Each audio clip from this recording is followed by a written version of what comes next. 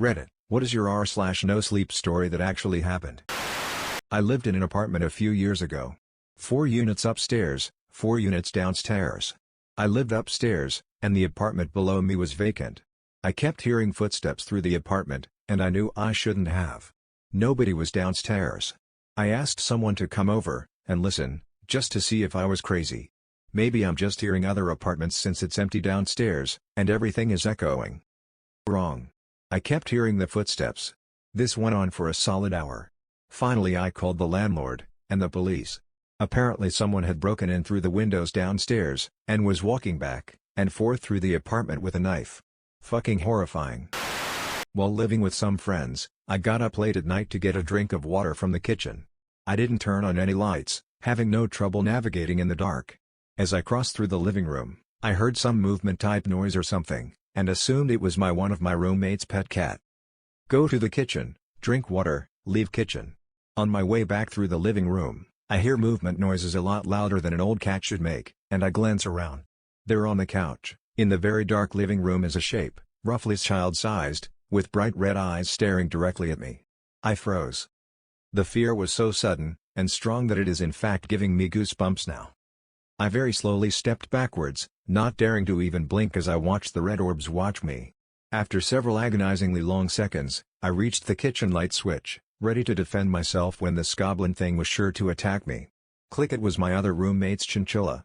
It had opened its cage, and escaped from their room. It was sitting on top of a pile of laundry. My bedroom is on the second floor of the house. There's no patio/porch/overhang of any kind beneath my windows. Couple of years ago I was watching TV in bed around 2 a.m., and heard a louder than usual animal sound. Not uncommon to hear squirrels running around on the roof from time to time. Didn't think much of it. Kept on happening, and started to sound awfully close to the window, and not on the roof. I ignored it for a pretty long time. After at least 40 to 45 minutes of being irritated by the noise, best guess, I had watched a couple of episodes of South Park on my DVR during the time span. I banged on the wall in hopes of scaring them off until I could get to sleep. Just 2 quick bangs with my fist, which were answered with 2 bangs on the wall right next to the window from outside. Needless to say, I just about shit, and jumped out of bed. Now, my living room has a bay window, and is on the other end of the house, so I could look out that window from the side, and see my bedroom window. I hustle downstairs, and peek out. I see a guy standing in front of my house, below my bedroom window. He's got a knife, small pocket knife, in his hand, and he's petting the front of my house. Call the police, and wait. He never leaves the front of the house even when they roll up, and ultimately disarm, and arrest him without much struggle. I was about 19, living with a roommate going to college while living in an apartment complex. Occasionally I get mild bouts of insomnia but nothing serious, usually just a delay in my bedtime of an extra 2 or 3 hours. One night I suddenly just cannot sleep. Nothing will get me to relax, and I eventually give up, and just sit in the front room playing Heavy Rain all night as it had just come out a few days ago. The next day when I head off to work exhausted with 0 hours of sleep, I got a text from my roommate: "Dude, the police are all over the apartment complex." Apparently 9 apartments including our downstairs neighbor were broken into last night with people home sleeping. Some people even reported things being stolen from the rooms they were sleeping in. It hit me that had I not stayed up all night, and left the light on in the front room, I would have been robbed or worse. Edited, I did not go to college in an apartment complex. When I was in 5th grade, some guy who was mentally ill had a meltdown somewhere in Chicago. Apparently he shot, and killed some random guy, and stole his car. He drove up I-94 towards my suburb, got off the highway, and drove straight into my neighborhood. It's very close to the exit, and just started shooting sporadically at people's houses. He somehow wound up in my backyard, which is full of trees BTW, and was just shooting in every direction.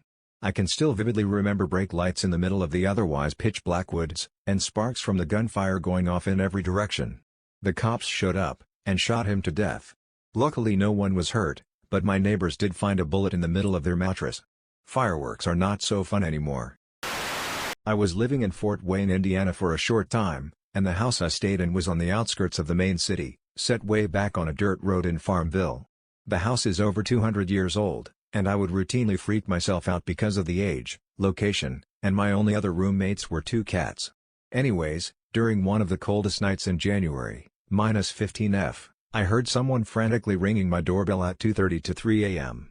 Slowly approaching the door to get a glimpse of my unexpected company before they realized I could see them. Suddenly I heard them thump across the wooden, wrap-around deck leading up to the front door, and make their way to the big glass side door. I heard a moan/groan. I heard someone jiggle the doorknob. By this time I am calling the cops, and cowering in my room with my pistol drawn. During the 25 minutes it took for the cops to make their way up there to investigate, I could hear, and see the shadows of people outside each window, trying each one to see if it slid open. When the cops arrived, they walked around the house, and only identified one set of footprints in the snow. And one set of drag marks, also they could identify where, and when the person being dragged was seated down in the snow at various entry points while the other guy was checking for a way in. Moved shortly after, not because of the attempted entry but because Fort Wayne, Indiana is a terrible place to live. Dr. Man with man in tow tried to cuddle, laid on the couch for the next 3 hours, clutching my .357, and watching my heart attempt to exit my chest cavity. We moved into a new house a few months ago. As we were in the process of purchasing the house, the renter who was living in it died unexpectedly of natural causes in his mid-40s. He died right in the middle of the living room. Shortly after, we move into the house, and almost immediately our 2-year-old daughter starts talking about the ghost that lives in our house. Now let's be real here, she is 2, and 2-year-olds are very impressionable. Halloween had recently passed, and she had this Halloween-themed picture book that she loved to read, so it's entirely possible that all this talk of ghosts was just coming from looking through that book on a regular basis. Still, she was always telling me that the ghost was in her playhouse in the basement, or that the ghost was on the stairs, or that the ghost was standing in the corner. She never seemed to be afraid of the ghost, and considered him to be her friend, so I wasn't all that concerned even if there really was a ghost haunting our house. If he's a nice, and helpful ghost, it could certainly be a lot worse. I would often tell the ghost that he was welcome to stay if he wanted to, but he was also welcome to go if that would make him happier. I was about 30-70 on the ghost being real, and she could see, and talk to him versus the ghost being just her imagination fueled by her Halloween book. Until one day, when we were going out to the car to go to daycare in the morning. It was still dark out, and rainy. My daughter told me that the ghost was on the back deck, and then she told me that today was the ghost's birthday, and she wanted to sing him happy birthday. Once again, I mostly disregarded what she was saying, as she is birthday obsessed, and has in the past made us sing happy birthday to Mickey Mouse, a bowl of fruit snacks, and the bathroom. So we sang, and wished the ghost a happy birthday, and went on with our lives. Later that day, out of pure curiosity, I looked up the obituary of the man who had died in our house. And wouldn't you know it? It was his fucking birthday. Posted this before, but it's one of my family's favorite stories. My uncle called my mom one morning, and told her this: I have 4 little cousins and who never got to meet my grandfather, he passed before they were born. One morning, they ran downstairs for breakfast as they usually do. As my uncle was getting their food ready, one pointed to the fridge, and said, "That's him." My uncle, not thinking much of it, said, "Who?" and looked over. They were pointing at a picture of my grandfather that they never got to meet. My cousin responded, "The man that comes, and talks to us at night until we fall asleep sometimes." Not horrifying, but still, eerie. I work in a small building with 3 wings, and my office is located in a little back hallway of one of the wings. I share the office with another girl, and it's usually pretty quiet. One evening she and I were the only ones in our wing still there, and we both heard a door loudly shut in the hallway. We were both a bit confused, and, upon peeking out, I noticed nothing out of the ordinary. The next 2 weeks I was staying really late to catch up on hours so I could have a winter break, and I began noticing little noises in the hallway when I was positive nobody was in the building. It sounded like a shoe sliding on the floor. This happened a couple of times. Earlier in the evenings it would just be me and the janitor, and she started getting really spooked. She said she heard doors slamming in one of the wings even though everybody had left. We investigated one night to find that all of the doors were properly locked, but I noticed that the kitchen light was on, even though the door was locked. The janitor freaked out because she knew she turned the light off before locking the door. I also recalled the light being on a couple of nights when I was the only one there.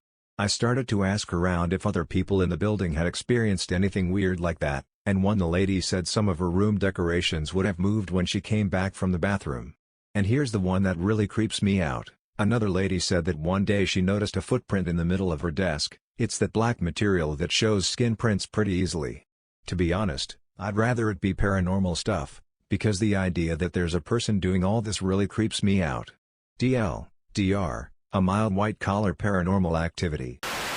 This story is not mine, it's my grandfather's. Backstory: this takes place in West Virginia in the 20s. My grandpa is the youngest of 9, and his family is very poor. They all live in a one-room house. My grandpa's sister suddenly got sick, and quickly fell into a coma. They say she had a fever and would shake, and even sit up in the middle of the night even though she was not conscious. She got progressively worse over the next few days, and needed some sort of help. My grandpa, and his oldest sister Glenna stayed behind while the rest of the family went to the neighbor's house 10 miles down the road for some food and medicine. As soon as the family got home that night, their mom went to the sister's bed, and started to put a cold cloth on her head. Immediately her eyes flew open for the first time in days, and she looked her mother right in the eyes, and said, "The Lord wants Glenna." She fell back, and twitched before going back into unconsciousness. The next morning Glenna, and the sister had died. The younger sister died from the fever, and Glenna died from unknown causes. So I had this whistle that was pretty shit. It was super obnoxious, with this terrible, but very distinctive, sound. It was like the death cry of a goose, followed by a rattling noise. It always hung off a bright orange lanyard, which I'd hook on the door handle of my front door. Every morning, I'd get up, and see the awful whistle hanging from my door. Now, right next to my front door was a window that didn't quite latch. It wasn't open all the time, but if you pushed on it for long enough, it would give way. One night, it was raining hard as hell. I woke up at 4 a.m. to the sound of banging downstairs. I assumed the wind had blown the window open, and I didn't want the carpet to get soaked, so I got up, and went to close it up again. Sure enough, the window was wide open. As I went to close it, I heard something out the window. In the distance, I heard the fucking whistle. It was gone, the lanyard, and the whistle were off the handle, and someone was blowing the whistle somewhere out in the storm. I checked the house top to bottom, nothing else was stolen. Just the whistle. I fixed the window. It was winter break, freshman year of college. I drove up to visit one of my friends in northwestern Pennsylvania for New Year's. I needed to be back home the next day for work, so I decided to drive back at like 2 a.m. I was driving down Interstate 79. For anyone reading this from PA, it was around Grove City where this event took place, and I maybe saw 2 cars in a 60-mile span. I came up around a bend, and saw what looked like a black bear in my lane, and I swerved, and went off the road, and crashed into the tree line next to the highway. I was in the middle of nowhere, and the bear just booked it into woods. My car was fucking totaled, and I knew I wasn't gonna see any cars for hours to help me out. I called 911, and they said they would come in like 20 minutes. I got out of the car, and stood up on the shoulder of the highway, and waited. After about 5 minutes I heard some rustling in the bushes, and there it was, the fucking bear.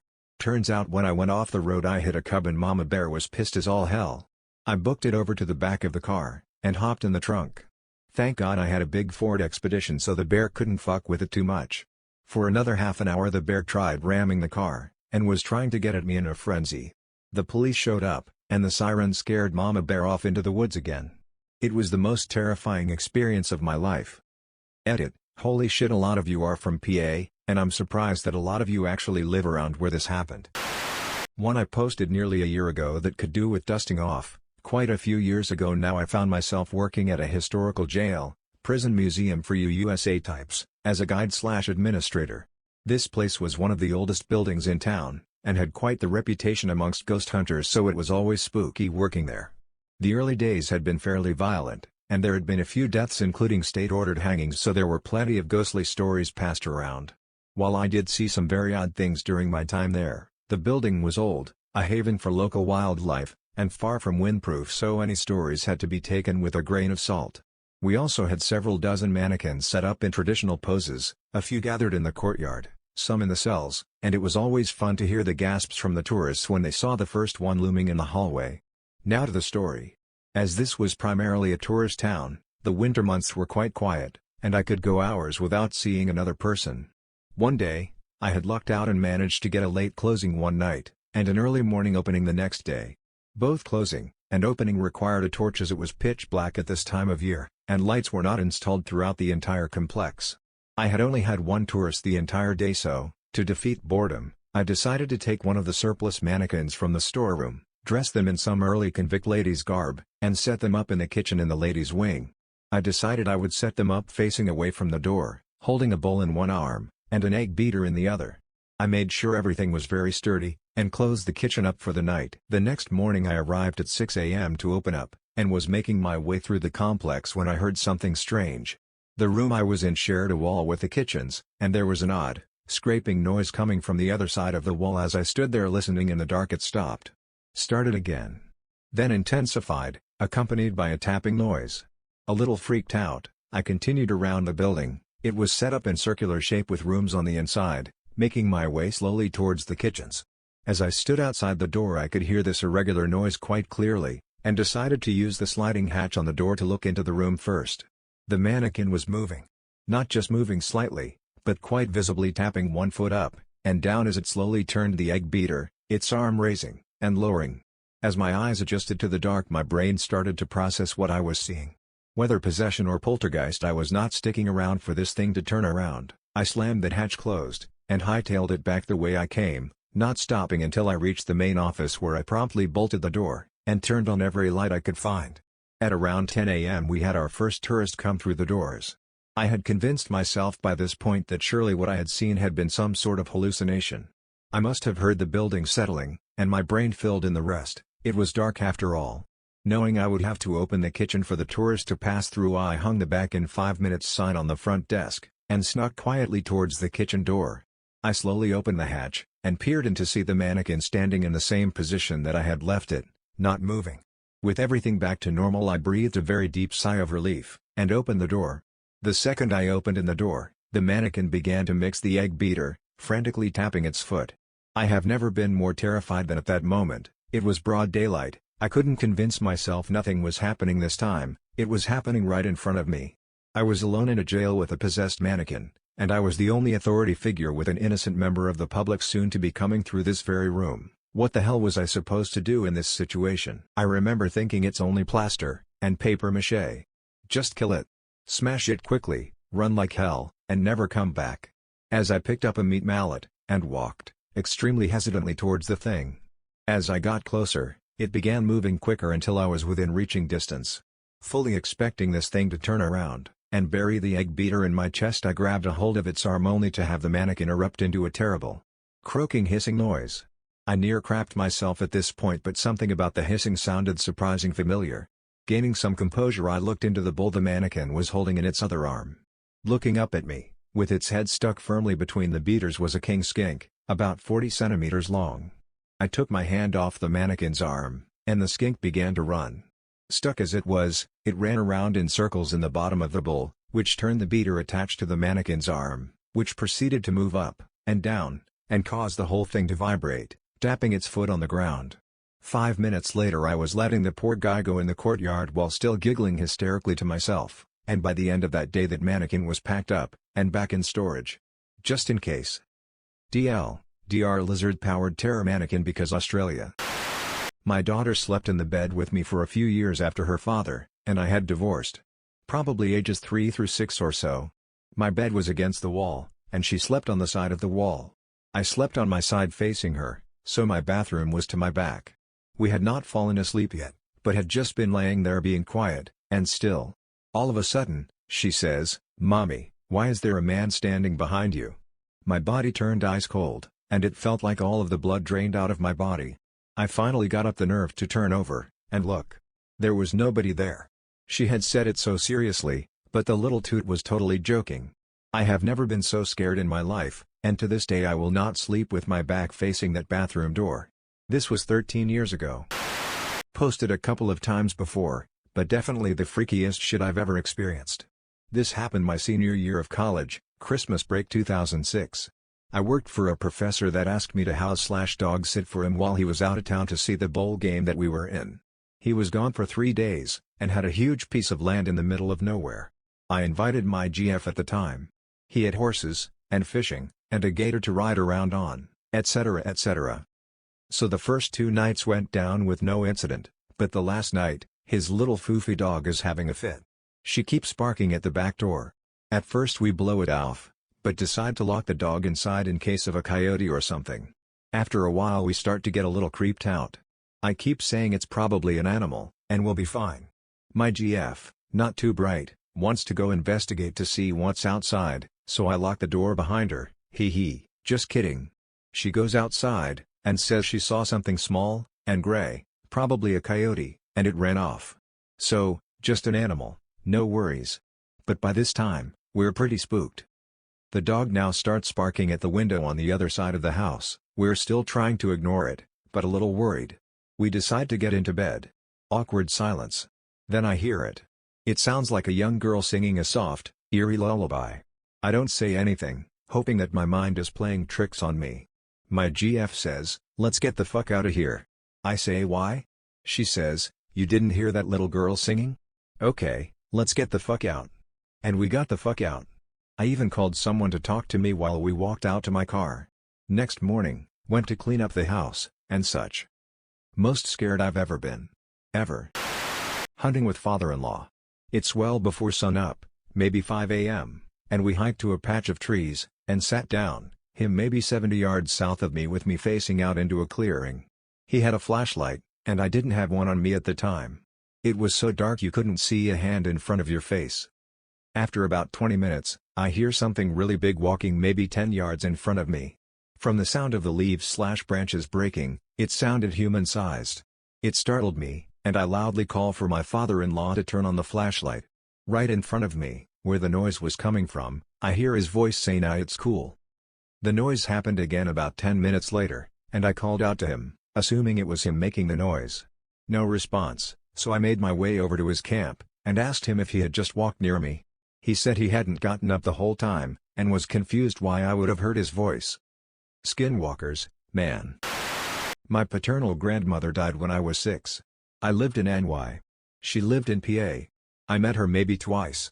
I was 6 years old, asleep in bed one night, and for whatever reason I woke up, and walked into my parents' bedroom.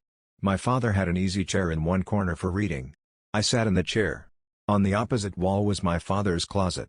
It opened, and Grandma came out, and stood about 6 feet away. "I just wanted to say goodbye," she said, smiled, waved, and turned back, and walked back into the closet, closing the door behind her. I went back to my room. About 2 hours later, about 6 a.m., the phone rings. It was a call from PA that Grandma Catherine had died in her sleep. My mother came to wake me up to tell me, and I said, "I know." "What do you mean?" "She came to say goodbye last night." She made me repeat the story 3 times, and then told me never, ever to tell my father that story. And I never did. I've posted this before in a similar thread. For reference, this happened a few months ago. Like most couples, my husband and I have a designated side of the bed. I sleep on the right, and him on the left. My comfortable sleep position is laying on my left side, and facing the window, away from him. He alternates between facing the bathroom door or me. One night a few weeks back, I'm fighting my sleep. I'm laying on my left side, per the norm, but I just can't get comfortable. My neck is sort of sore from laying on my left, so I turn over, and face my husband. When I turn over, I am not only faced with my husband's back, but with a large shadow standing over him. Immediately the shadow stretches to me, and somehow communicates for me to turn over. I remember thinking its face was contorted, somehow expressing malice, but I can't for the life of me remember what it looked like. I didn't hear a voice, but the communication was urgent, and angry. Like it wanted to hurt me. Without thinking, I turn back around, and quickly fall asleep. To be honest, I'm not even sure if I was dreaming. The next morning, my husband and I wake up around the same time, and go about our usual routine. I don't say anything because my husband doesn't like to talk about supernatural stuff or the like, which I felt it was. However, this morning is strange, and he seems to be uncomfortable. After a lot of prodding, he finally admits he had an awful nightmare. He dreamt a demon was trying to make him do things while he was sleeping, really evil shit, wouldn't elaborate, and I woke up during this, and the demon attacked me. I didn't tell my husband that I remember the same thing, only I wasn't sure if I was asleep. TLDR, turned over to face my husband while sleeping, which I never do. Demon shadow got in my face, and communicated that I should turn around. I did. Next morning husband has same dream, but demon was telling him to hurt me/attack me. Edit. Okay, some of the recurring questions here, particularly about the sleep position. Trying to explain it best way I can, since I'm at work, and can't draw a picture. When entering the room, you will see the bed against the wall, facing where you entered. The bathroom door is on the left side of the room, and the window is on the right side of the room, from your perspective. Walk up to the foot of the bed, and you are standing over us sleeping. My husband is laying on the right side of his body sleeping, facing the bathroom, and I am sleeping on my left side, so I face the window. I'm speaking from my perspective when referencing my right, and my left. I'm sorry if this confused anyone. Another thing. Without thinking, I turn back around, and quickly fall asleep. There was a comment that I should have saved my husband. When this occurred, I honestly felt like I was dreaming. I saw the shadow but it felt so surreal I assumed it wasn't there. Plus, I don't remember seeing its face, just remember feeling the angry presence. And I fell back asleep so quickly, which never happens if I actually open my eyes, and look around. I don't remember voluntarily just turning over, it was automatic. So of course, I didn't just leave my husband to fend for himself. Honestly, if I thought it was real I would have at least screamed or woke my husband up, which may or may not have had bad consequences. Other comments on sleep paralysis? Maybe. I've never had anything like this happen before.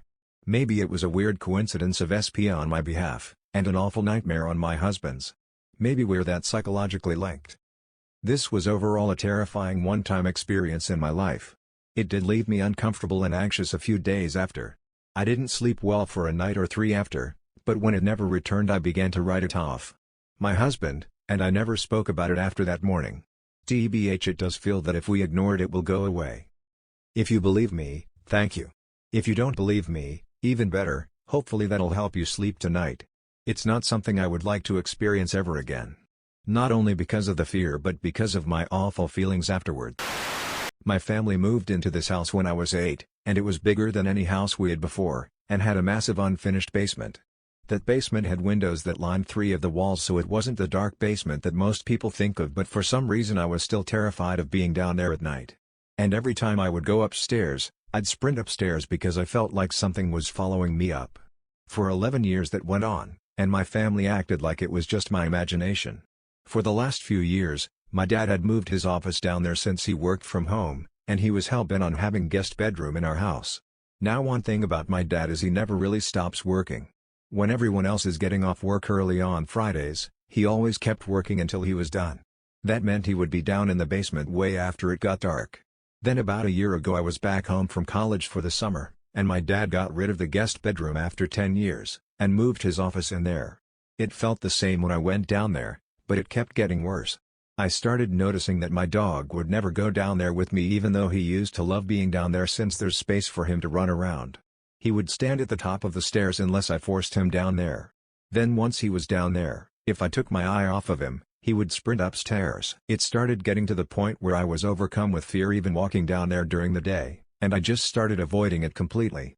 My dad asked me why I wouldn't go down there, and I told him that I couldn't explain it, and I was just scared. That's when he told me that whenever he was down there after dark, he couldn't bring himself to look away from his computer screen because he always felt like something was behind him, and that he would sprint upstairs after he turned off his computer, and that he would see shadows and stuff sometimes on his way up, and he has a friend that does the psychic medium stuff, and told him that while she was visiting, she felt something really evil whenever she passed the basement door, and that she was worried it would try to hurt us. He also told me that when we first moved in there, I would regularly tell them I saw people in our house, but I've forgotten about that. My dad is the most rational person I know, and even he was scared. He started talking about getting the house cleansed, and over the course of the next 2 months, that feeling of fear, and being watched was no longer only in the basement, it was everywhere. It got to the point where even when I was outside, I was scared to look into the house because it felt like something was there. It's pretty anticlimactic, because we ended up getting the house cleansed, and all went back to normal, but for a couple months, I was constantly overcome with fear. And my dad, and I were the only ones that felt it. And my dog too, I guess, but I can't exactly ask him about it. Home from grad school during Christmas break. Sleep still fucked up from finals, aka caffeine, and worse, overusages, so at 4 a.m., I'm downstairs at my parents' house, reading the original Dracula, Bram Stoker's. When Dracula wants to go to England, he hops on boat. During the voyage he kills all crewmen, the last of which he lashes to the helm of the boat, the steering wheel gizmo, still steering, though dead. As the boat crashes into the coast of England, dead people don't dock for shit, Dracula changes himself into a dog.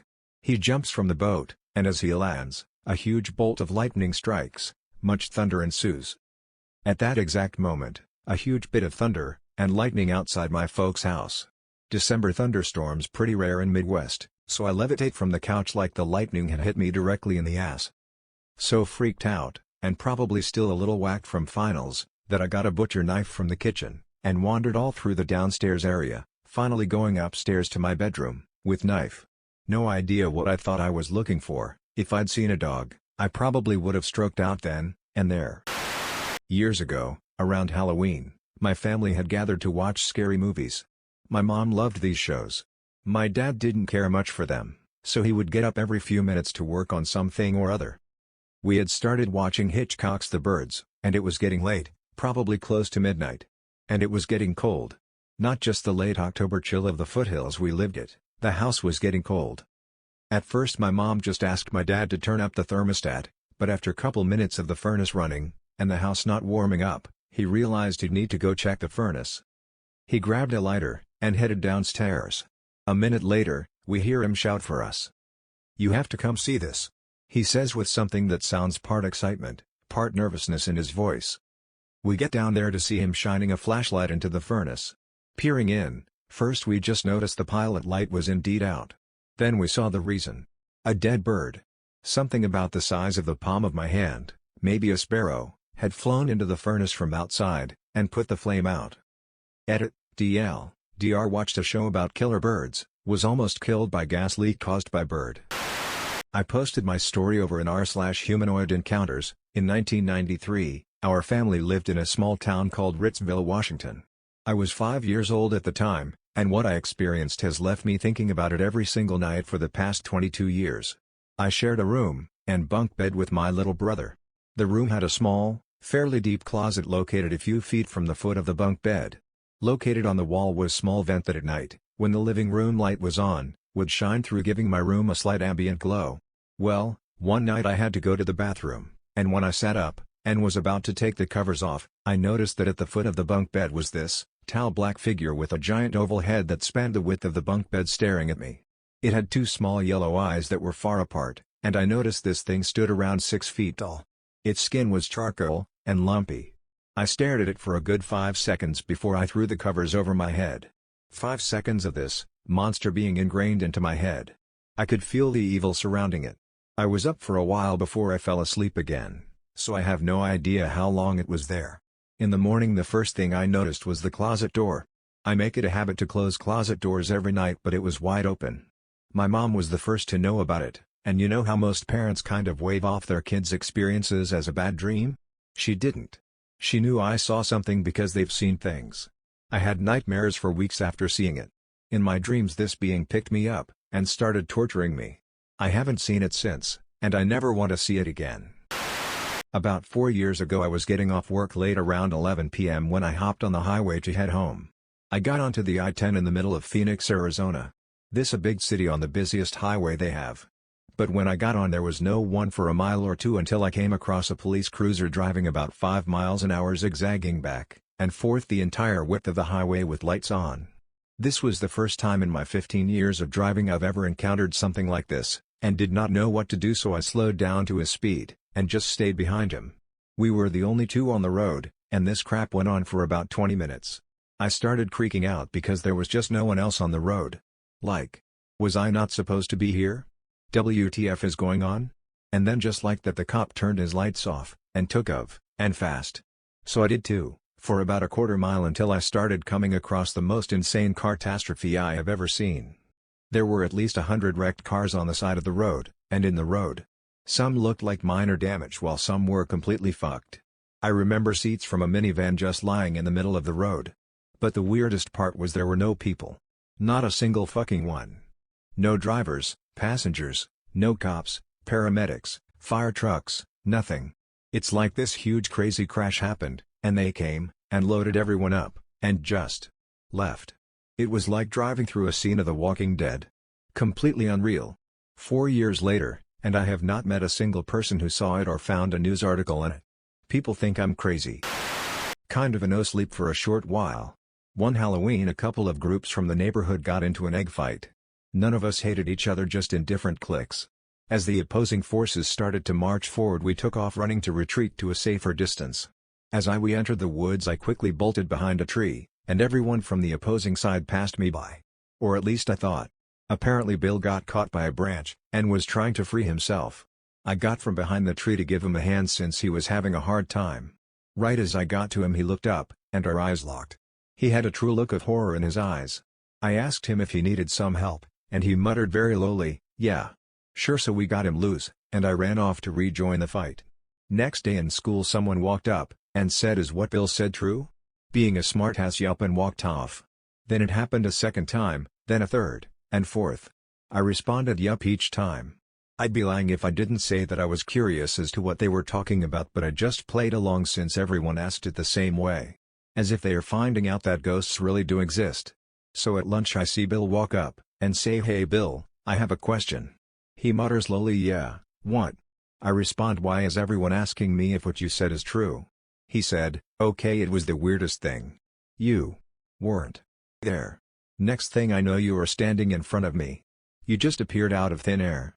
I know there must be an explanation, but dude, you were not there." "I know you weren't." I laughed, and told him I was behind the tree, and saw that he was stuck. Just stepped out to help. He puts his hand on my shoulder, and breathes a sigh of relief. He said, "Jesus Christ, I was scared to death. I've been telling the story to see if anyone else had this happen with you for a while. I could disappear, and appear randomly.